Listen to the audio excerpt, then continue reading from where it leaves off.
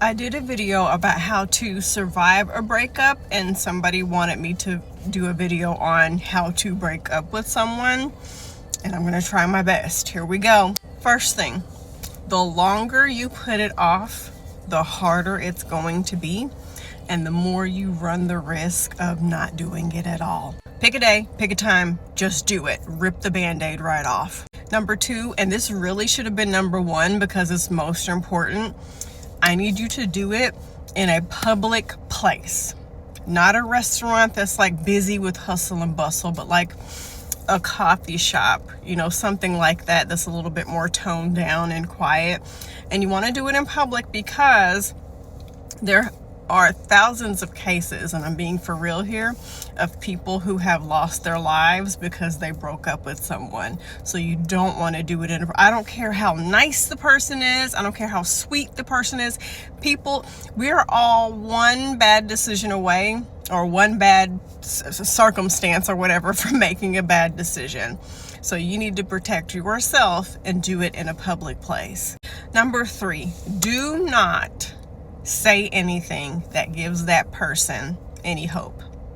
Do not say, well, maybe one day we can get back together, or maybe someday we'll work things out, maybe if you change. It's over, it's done.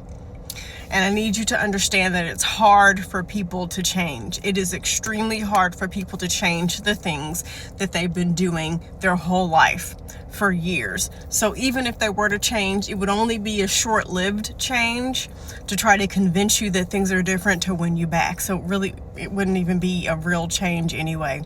So leave that part out. Y'all are not getting back together. It's over. Do not give them false hope. Number four, this might be a bit harsh, but do not give them a lot of time to explain themselves and to apologize, because the longer you sit there, the more you run the risk of taking them back and just scratching the whole thing.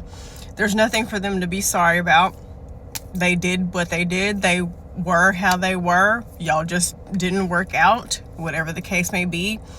So there's no need to sit there and rehash and just bring up everything again and have another discussion. It's over. It's done. I would say, look at your watch, look at your phone, give them 5 minutes to tell how they feel.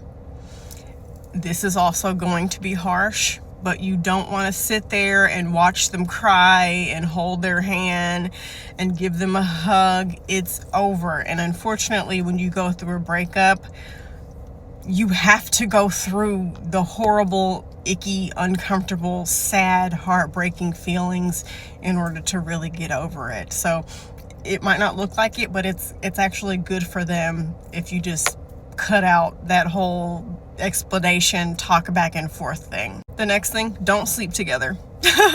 Do not sleep together. Do not do one last go round. Again, it's over. For a lot of people, emotions can get attached. They might go into it thinking that they can do something to change your mind, and that's hopefully not going to happen if you stay focused. So it's best, again, to just rip that band-aid off. Which leads me to my next point. Y'all need to not talk anymore. And I'm being serious. I don't care if y'all have been boyfriend and girlfriend for 10 years, for 5 years. Y'all need to have a period of time at least where y'all are not texting each other, y'all are not talking on the phone, y'all are not meeting up and hanging out. It is over.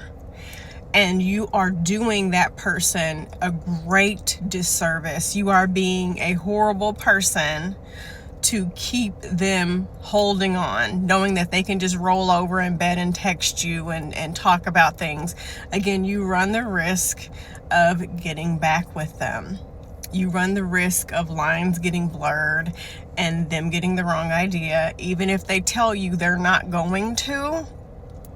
So it's best to have, I would say, at least 60 days where y'all don't talk. And if you want to, you can say, hey, I really feel like it's in the best interest of both of us if we don't talk for X amount of time, so that I can move on, so that you can move on, and so we can start to heal. You don't want to leave that door open or give them the wrong idea. Next thing, you've broken up with their family and friends too. Those are their friends. That's their family, not yours. Lean on your own friends and your own family, or your therapist, or your journal, whoever or whatever you have. But when you break up with them, you need to break up with the whole lot of them, okay?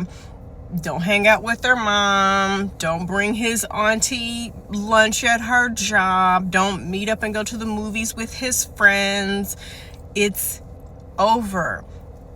And again, they might, not necessarily that they will, but they might try to change your mind and say what happened, or make you feel guilty, or talk shit about that person. You don't need to be involved in anything that has anything to do with that person whatsoever. Just like the person you're breaking up with needs time to heal, so do the family and friends, because you are no longer a part of that situation. If y'all have kids together, the only thing y'all need to be talking about is pickup time, drop off time, an emergency situation. That's it. There's no, so how have you been? Hey, we really need to stick to talking about the children. Every time they try to talk about your personal stuff, bring it right back around to the kids. Get off the phone. Don't talk to your kids about the breakup. That's inappropriate. They're children. Let them be children. You can say something briefly like, hey, mommy and daddy loved each other at one point and that didn't work out. That has nothing to do with you and my love for you. I will always love you and I will always be here for you, and so will dad. Leave it at that. You don't have to give them the nitty-gritty and the details. They're not your bestie, they're your children. Next thing is, don't put yourself in a situation where you're just thinking about the good times all the time. Don't do that, because you're going to second guess yourself. I've done this before, where you break up with somebody and then you're like, well, we had a really nice holiday together. I mean, they're really not that. No. If it was bad enough for you to break up with them, stay broken up, because you're just going to get right back into the same position all over again, and it's going to be harder for you to leave them, and it's going to be even harder for them to take you seriously and respect your decision, because they know they can just get you back if they're nice to you for a little bit. Anyway, I hope this was helpful. Let me know if you want a part 2.